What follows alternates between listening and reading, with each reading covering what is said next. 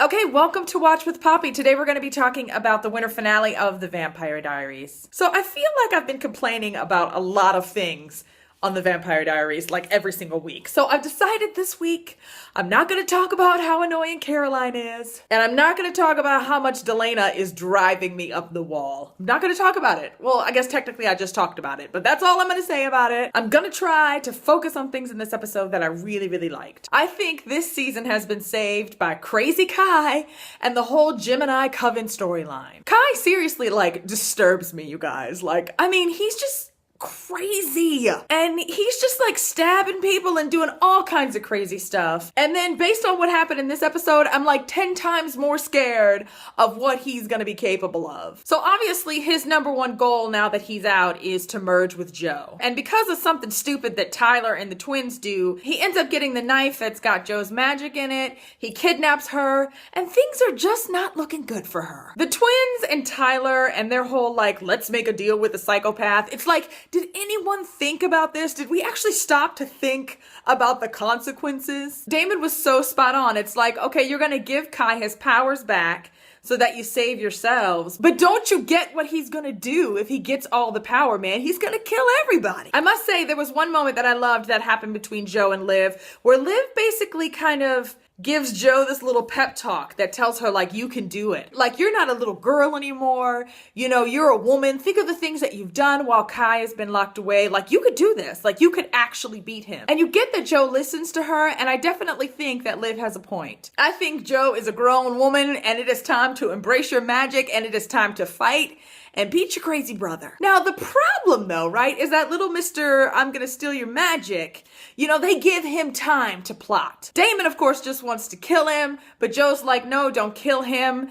Let me merge with him so that the twins will be safe. I can beat him. I just need time to gather my strength. And basically, while she's gathering her strength, Kai gets the whole idea behind the magic that the travelers did in Mystic Falls. And he basically decides to steal that magic. Let's think about how much magic that is, you guys. How many travelers had to die to do that freaking spell in Mystic Falls? And we just see him sit there and pretty much suck it all out. And so, yeah, that's what makes him 10 times more scary, because now he has all of that magic. I don't know what they're gonna do, but I can't wait. Definitely my favorite part of this episode. Kai might be crazy, but he's highly entertaining. Okay, so let's talk about Bonnie, you guys. In last week's episode, because I didn't do a review last week, but I must say, I had a moment at the end of last week's episode, at that point when Bonnie gets to Elena's house and realizes that they're not there, and she just has this look on her face okay, I'm just gonna have to deal with this disappointment. It was just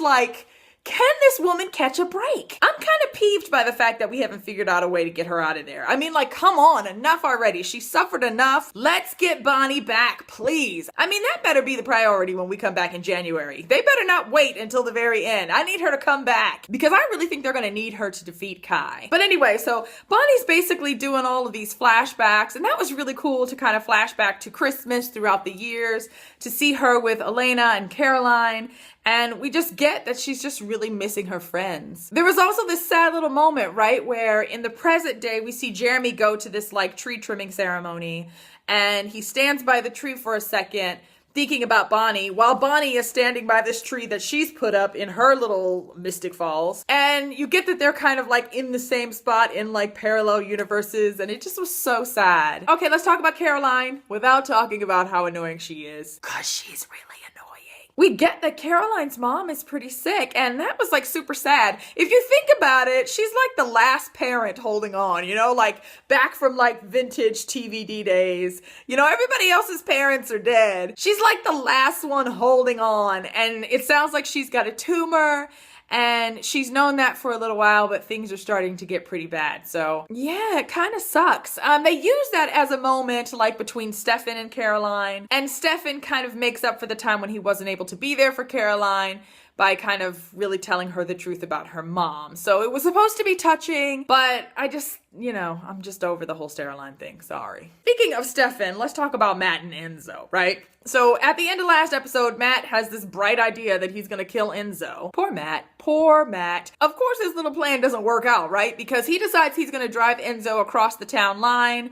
But that happens at the same time that Kai does his little spell, which in the end brings down this whole magical curse, which means anybody can go back into Mystic Falls. So when he drives Enzo across the line, it doesn't really do anything. I thought it was interesting, right? Because Jeremy actually tells Matt at one point that he is starting to sound a lot like Trip. I'm just not sure where they're going with Matt, right? Because you get that he's angry, but now he's kind of pissed Enzo off. And instead of killing him, Enzo decides to like force Matt to help him in his plan to like ruin Stefan's life. I don't know. It's just, I feel like the whole Enzo hates Stefan storyline is so flimsy. How is it that Enzo is able to like forgive Damon for leaving him back in that clinic all those years ago? I mean, he's able to let go of that, but he can't let go of the fact that Stefan, had a moment of doubt and gave up on his brother, for a couple of months. I mean, I get too that Enzo is kind of jealous of Stefan, but it just seems like, I don't know, this whole like Enzo wants to ruin Stefan's life. It just seems like the motive for that just seems really, really thin to me. So this was the winter finale, hence all the like Christmassy themes that we saw in tonight's episode. There were some interesting parts of the episode. I wouldn't say that it felt much like a winter finale, like there was some big reveal or anything like that. I mean, at the end of the episode, we see Kai take Elena,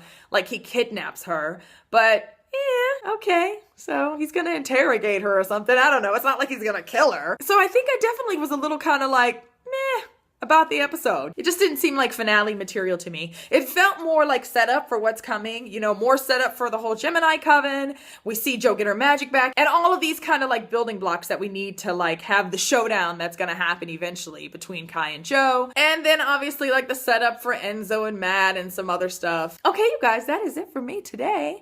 See, I tried my best not to complain. I really do love the Vampire Diaries. I remember when I first started watching the show, you guys, and I was kind of a latecomer to the game, right? I basically watched the first 2 or maybe the first 3 seasons on Netflix, and don't we all just love a good binge watch? I mean, I totally love that. And sometimes I really just want to go back to the beginning and watch because I just remember how things were so like fast paced and different, and there was all kinds of crazy things going on. This season, it feels a lot like we're trying to concentrate more on relationships, and it's not that I have a problem with that, but I think maybe they're concentrating on relationships that I don't care all that much about, so that's part of the issue.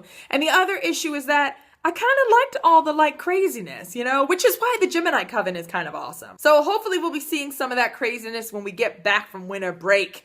That is it for me today, you guys. I will see you guys again soon. Bye.